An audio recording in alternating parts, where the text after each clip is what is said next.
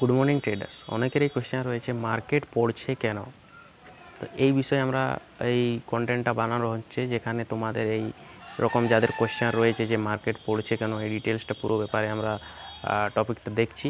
তো প্রথমত আমাদের দেখতে হবে যে নিফটিতে মোটামুটি অক্টোবর মাসে 1,14,000-এর আশেপাশে মার্কেটে এফআইআই সেলিং করেছে, এবং এই নভেম্বর মাসে মোটামুটি 29,500-এর কাছাকাছি তারা আরও সেলিং করেছে। এই নভেম্বর মাসে যে ডেটাটা রয়েছে এখনও পর্যন্ত, সেই ডেটা অনুসারে 29,500-এর আশেপাশে সেলিং করেছে, যার জন্য মার্কেটে আমরা একটা কারেকশন দেখতে পাচ্ছি।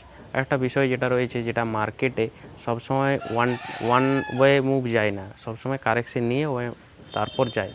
ওয়ান ওয়ে মুভ মার্কেটে হয় না সবসময়।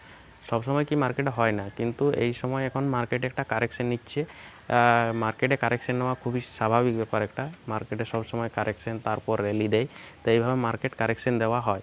তো অবশ্যই মার্কেটে কেন কারেকশনটা আসছে সেটা তোমরা অবশ্যই জানতে পারলে, কিন্তু এফআইআই যে ডাটাটা আমরা দেখলাম, যে ফরেন ইনস্টিটিউট ইনভেস্টররা যে টাকাটা বার করছে ইন্ডিয়ান মার্কেট থেকে, তারা টাকাটা কোথায় মানে টাকাটা তুলে কি করছে, তারা চায়নার যে মার্কেট রয়েছে সেখানে তারা ইনভেস্ট করছে।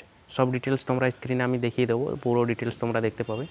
তো ওরা চায়নার মার্কেটে ইনভেস্ট করছে পুরো টাকাটা। তো ওই জন্য মার্কেটে আমাদের একটা কারেকশন চলছে বা সেলিং চলছে। পুরো ফরেন ইনস্টিটিউট ইনভেস্টর যারা রয়েছে পুরো অনেক পরিমাণে সেলিং করছে।